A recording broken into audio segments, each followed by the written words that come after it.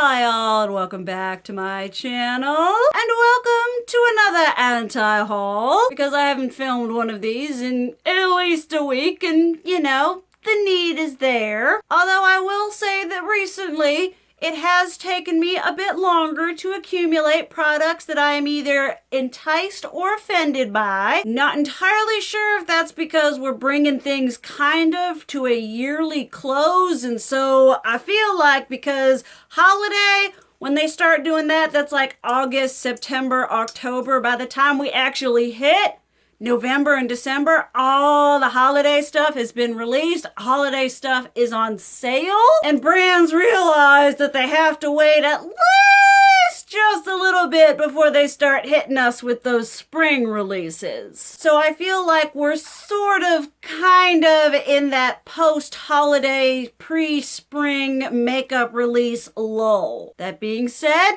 they're still out here releasing all the shiz in the dingity dang world. I have got some very specific things to talk about. I know for a fact that by the time I film, edit, upload this, I pre-film, hate me down in the comments down below. I can't tell you how many, well, maybe you should have talked about this when it happened. I did. I just didn't release the video when it happened because I pre-filmed, because I don't have the luxury of being able to drop everything and just film, edit, and upload whenever I want to. I have to have the videos done dead. I apologize for that. I wish it were different, but until I'm able to make, I don't know, more of an income or anything, this is what we're gonna have to deal with. So, come with me as we talk about a collection of varying things, a couple of which I am very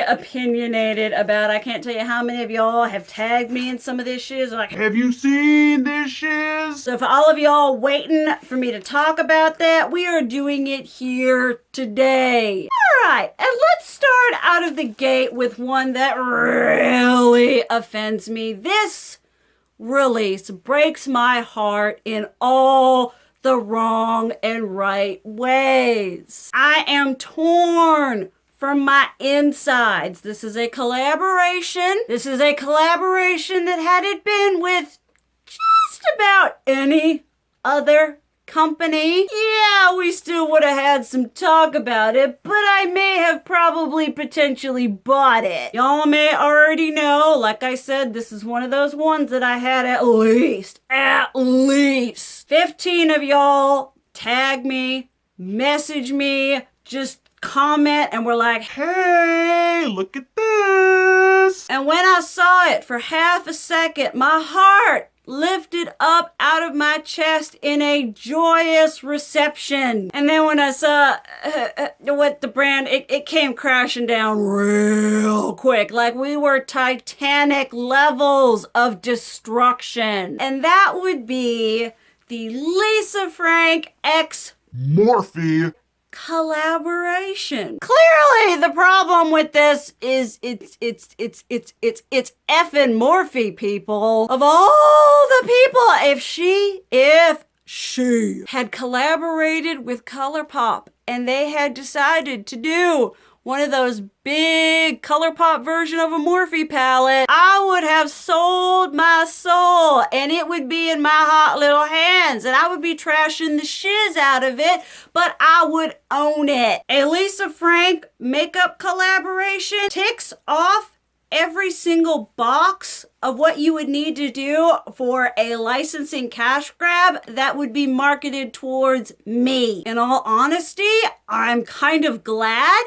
that it's in collaboration with Morphe, because that means I'm not gonna buy it. I look at it and I'm like, they designed the palette to be like one of those flip binders that I had when I was like 8. It's got the bright colors. It's got the hollow. There's a sponge set, which I wouldn't get. There's a brush set that I would be really tempted to get if it weren't by Morphe. Y'all know I am not a fan of the Morphe eyeshadow formula or their brushes, so that's kind of a nail in that coffin. And so we have all of that. I looked at it and I was like, Y'all, I wanted to jump into that just head to toe. It's Morphe, which I feel like I'm honestly a little bit offended that it's them. Like, if it were Colourpop, I'd be like, here's another pointless, useless licensing collaboration with Colourpop, as I'm literally holding the palette and walking to the register. But because it's Morphe, I feel like Morphe and Colourpop are the two most, like, we got Morphe and Coca-Cola, we got Morphe and Lisa Frank, and let's not even touch on the fact of that whole, for any of y'all OGs on this platform, the Lisa Frank X, I want to say Glamour Dolls whole controversy. If any of y'all are not familiar with that, I will leave some videos linked down below. But Lisa Frank was collaborating with this online small makeup company to create Lisa Frank themed makeup. It was a Kickstarter thing, and let's just say it never happened. So for her to take those people's money and not give them what they paid for, and to then collaborate with Morphe and make all kinds of money on this is leaving a pretty bad taste in a lot of people's mouths. Because the same people that GoFundMe thing, that whole whatever, was it a GoFundMe, Kickstarter? Pretty sure it was Kickstarter, but all of the people that was marketed to are gonna be all the people who would want this Morphe and Lisa Frank one, and they don't feel very happy because they are still waiting for the makeup they were promised from the Kickstarter. It was a whole thing, so it just feels a bit off. A bit rude to have Lisa Frank then make this collaboration with a brand that is probably going to be really stinking popular. I have a feeling it's going to be one of those things that sells out. People are going to be selling it because it's going to be like the Sailor Moon thing. We're not actually buying it for the makeup, which BTW looks like a bunch of leftover 35B palettes, which was supposedly discontinued and then replaced with the James Charles palette. So don't even get me started on that. It's just a recycled palette with Lisa Frank imagery thrown on it. It's a little blush brush bundle. It's a little sponge bundle. It isn't actually anything that's changing any sort of whatever in the makeup. It's literally taking recycled eyeshadows that they still have and putting really appealing, eye-catching licensing on it and selling it to people who want it for the nostalgia, who want it for the fact that it is a Lisa Frank collaboration. But I'm not gonna buy it because I think I was by my cousin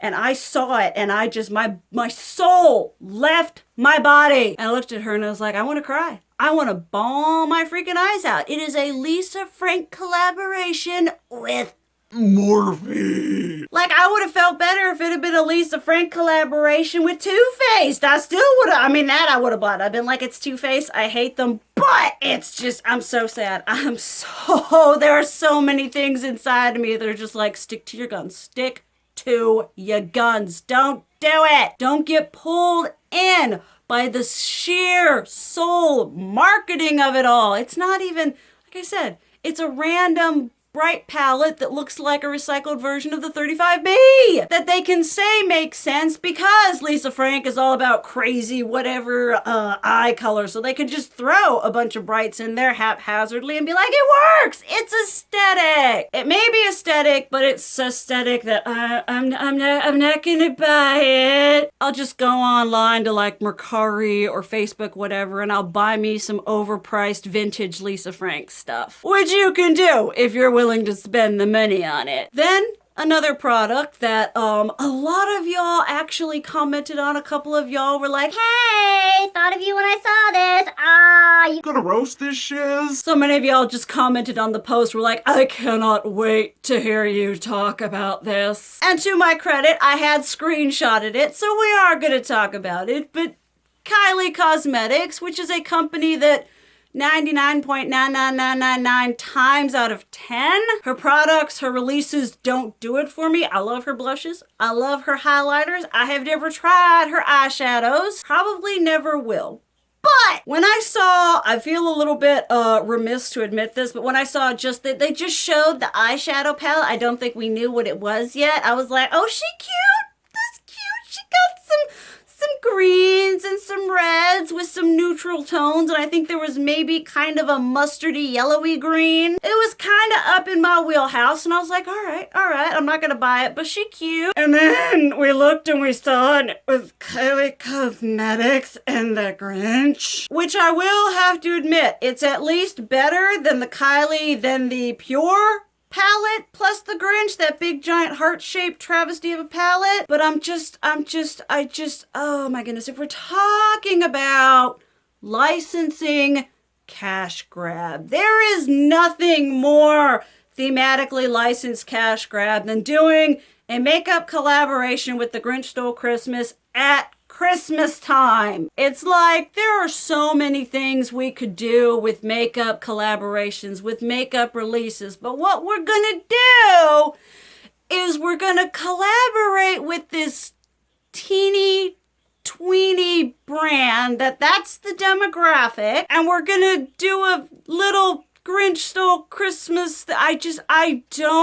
Apparently, because I love it when I roast the shiz, I'm like, this is the dumbest thing that ever existed, and it's sitting over there sold out, which I think just says more to the masses than anything else. But apparently it's all kinds of sold out, and people are real upset, and they're like, hey, I missed it, it's gone, and Kylie Cosmetics is just like, sucks to be you. You know, I feel like this is almost a metaphor. It's almost poetic justice, because people are here wanting to buy this shiz, and Kylie is just all Grinch stealing your money, going up to her little mountain with her bags full of cash because she put zero thought into a licensed collaboration release. Like I said, I will admit, that color story was cute. Basically, I see a green and an eyeshadow palette, and I am at least somewhat slightly remotely interested. But it's just kind of under the same thing with the Morphe and Lisa Frank, where yeah, it is about the makeup on a whole. I do appreciate that the eyeshadow palette was thematically appropriate to the release, but it's kind of more of the same. Let's just throw some really eye-catching licensing on this thing and do some bang-up marketing, and that's more what it's about than the makeup. It becomes about the collectability. It becomes about the nostalgia. You know, it's not about, oh, do I have those colors anymore? And I mean, I'm one to talk. I am guilty of this as much as the next person. I'm trying to be better, but I am susceptible. I am human. The Grinch just kind of isn't my thing. Doesn't make my heart go pity pat, but it is just kind of more of the same. I saw we did the promo picture and Kylie was all there with like her Zephyr shoulders and her probably Balmain or Yves Saint Laurent dress. We're like, oh, she's looking fierce, she's looking green. What are we releasing? Grinch Stole Christmas. I mean, I guess that's what the people want because the people bought it and it's sold out, but I definitely, you know, maybe it's just because I'm not someone, I mean, Christmas marketing, it doesn't really do it for me. Like sometimes, yeah, it's cute and it's eye-catching, but most of the time it's just kitschy and tacky, which I like when it's Halloween. It's all personal preference. I'm not gonna buy it and I think it's kind of dumb. Then after absolutely talking about those, let's bring it full circle and let's talk about a licensing thing that I do want, that deep down in my soul, I want to own this. Storybook Cosmetics, finally, they are a company that you hear a lot about. When they first came up on the thing, it was like, oh, the ultimate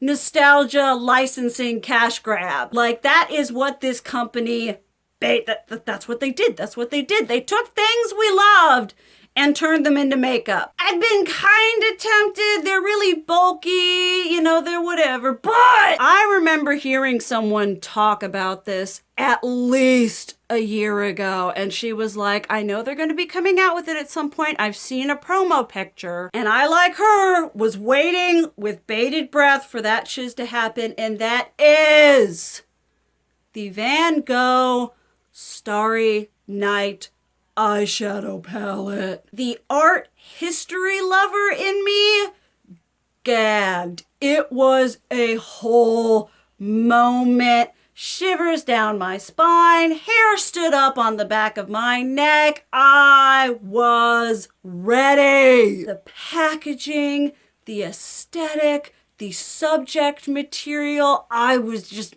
I don't know if any of y'all know, Van Gogh is one of my top 5 favorite artists. Starry Night has been one of my end-all be-all artistic inspirations. I love it. And so to take something that you feel so passionately about and putting it into something like this, to a company that does this aesthetic, I'm like, I so strongly want to just say, shut up and take my money. But y'all, if you take Van Gogh and Starry Night out of the picture, you remove the visual artistic inspiration. I have these colors. I have the Colourpop Blue Moon. I got blue.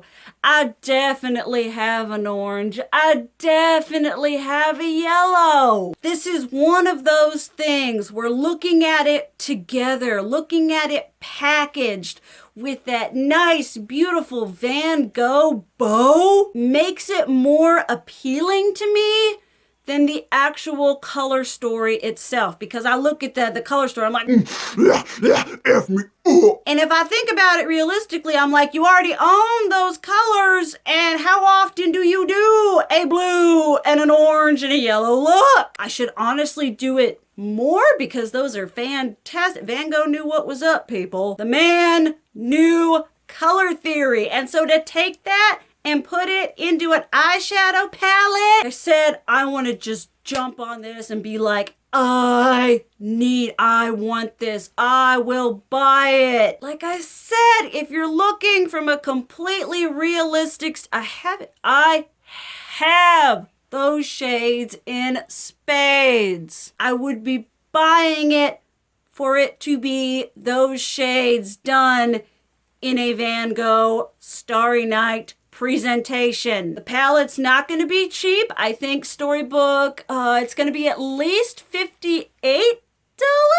I don't know if we're slapping a Van Gogh premium on this. It's going to be available definitely after this video goes up. I try not to speak in actual terms of time in these videos because that really dates them. This is definitely one of those things that I want it for the aesthetic. I want it for the experience. I want it because it makes me feel a certain way inside when in reality, I could go into my collection and I could make my own Starry Night palette. It just wouldn't have the Starry Night packaging and the theme and the whatever. I want this. I really do. And for a minute I was like, well, I could buy it and I could review it and it would be amazing, but I'm just like, you don't need it. Blue is not an eyeshadow color that I use an excessive amount of.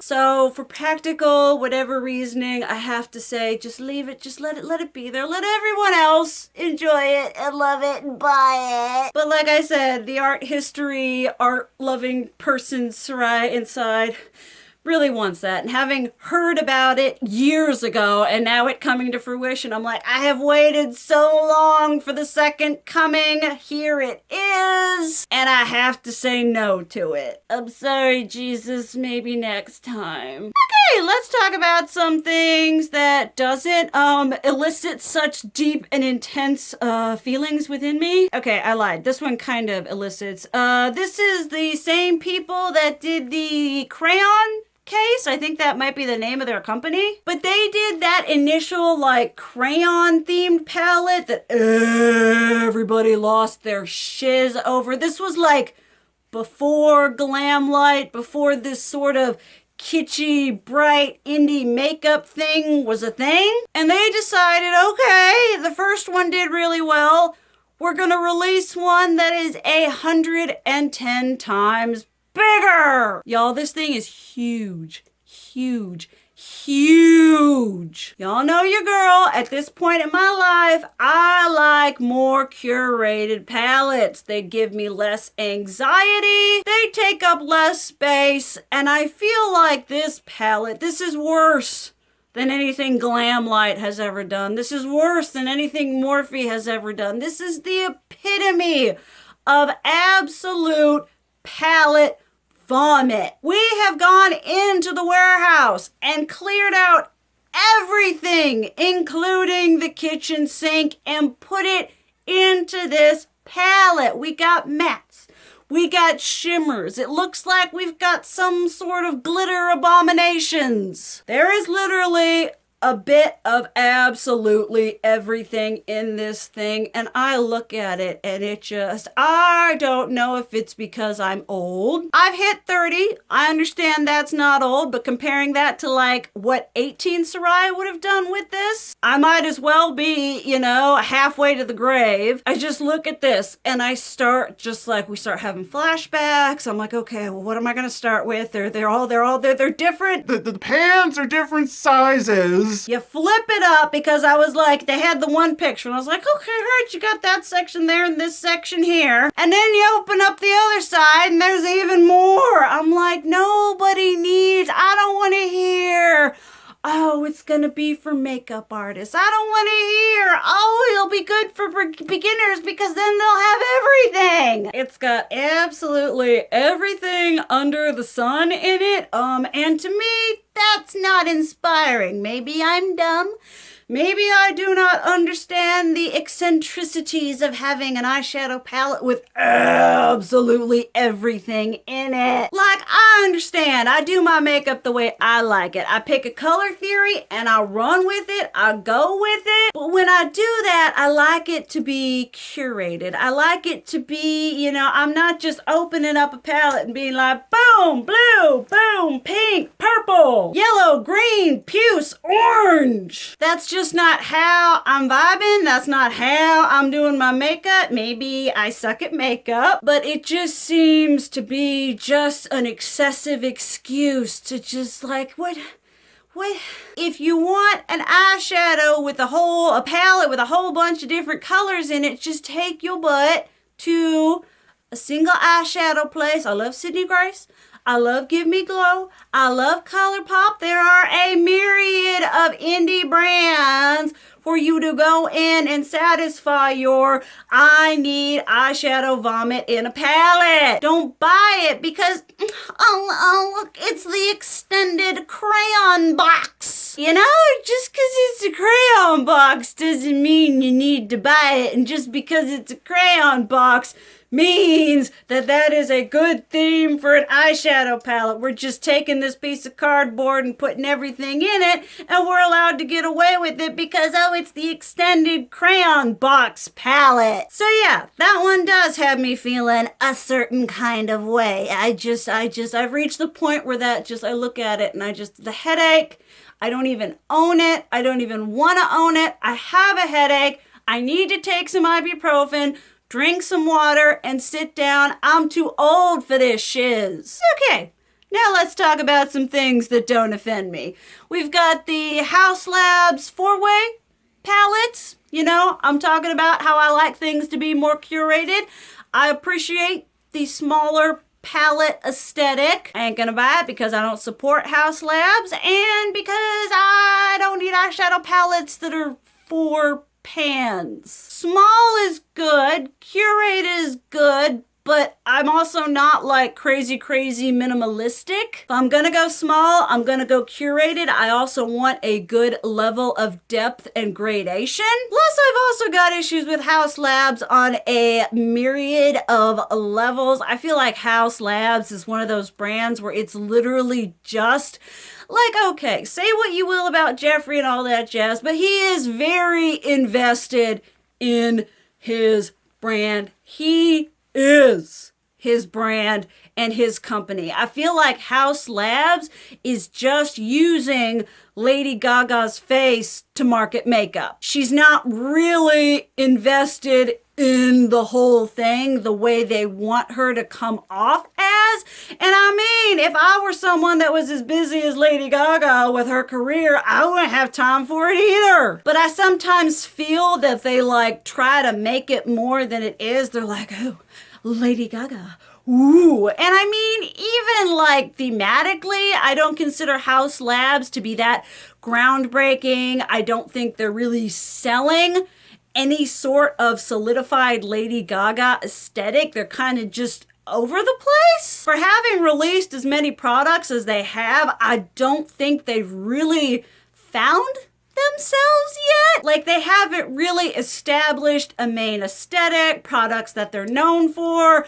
They just keep releasing random things like lip liners and 4-way eyeshadow palettes and banking on the fact that Lady Gaga's face is on the promo pictures. We got the Violet Voss Forget Me Not palette. Once again, we're kind of going into, I don't use blue a lot. I do feel like, though, if you're someone who's interested in blue and don't want to support Jeffree Star, I think this is a nice little concise blue blood palette. It's even got like that random peachy, corally, whatever transition shade going on. Because I understand that peach and blue go really well together, but I gotta admit, I had the blue blood, and I look at those peachy shades and I'm like, I guess I could start with you. Again, I don't have a degree in color theory. I don't pretend to, but maybe the whole idea of having blue with a random like peachy correlating tone is a thing. So I do feel if you're like, blue blood, blues with like a random peach, but I don't like Jeffree, Violet Voss got you covered, y'all. It's cute, it's nice. I like the fact that doing more brightly colored eyeshadow palettes is sort of becoming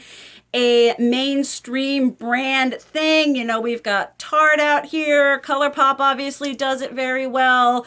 Violet Voss. We've got a couple different brands that are kind of bringing in the color-loving aesthetic into normal brands, which is great, which is wonderful. I can't attest to how well formulated it is, but like I said, I'm not gonna buy it because I have blue. I have a whole bunch of blue that I don't use. It's one of those fun-sized ones. We all know how that went for me. I bought them, I decluttered them, but for someone who wants to get into blue, I think it's a nice little curated size. The ones that I bought, nice quality, I just shouldn't have bought them. We got another Colourpop collection. No idea what this is called. I have the Amour collection. There are 2 eyeshadow palettes. There's some blushes. There's a whole bunch of other products. I mean, I'm just so tired. I can't remember if it was this anti-haul or another video, which was basically me just whining and ranting about how absolutely absurd and disgusting the amount of product that Colourpop releases. I made the decision right here, right now. I'm gonna go through and I'm gonna calculate how many releases Colourpop had in 2020, which I know may not seem like a lot because we're like, beginning of 2020, you know, people weren't releasing a lot. Well, Colourpop is doing their darndest to make up for that lost time and even more with all the releasing they've done. I still remember when people used to wait and collect the Colourpop eyeshadow palettes. Now, there ain't no freaking way. If you collect all the Colourpop palettes, I mean, more power to you, but holy heck'em. That is a hobby that I don't think I could handle. I would be so stressed out because all Colourpop does is release new things. Because basically what they do is they just take the same shiz that they keep releasing, kind of swirl it up a little bit different and packaging it in a different aesthetic. I'm just really, you can't even get excited about a new Colourpop release because they happen. There is I remember when I think I was talking about KVD back in the day, and I think she released like, oh my goodness, like 4 or 5 palettes in one year, and I was like, you need to slow down. You are not giving us enough time to enjoy and appreciate your other releases. And Colourpop is like, hold my beer, because we are going to release something every other week. Every week. You are not going to be able to sleep because of all the Colourpop releases we do. And they're all gonna look basically the same. Because in order to keep up with the amount of releases. There's only so much you can do, but they keep doing more and more and more. It's just, oh, it's like I love Colourpop, but I'm so torn because they make me so mad because I love them. They got some products that are the bomb diggity shiznit. They collaborated with Raw Beauty Christie. I'm so down for that. But they are also one of the least self-aware companies on the market.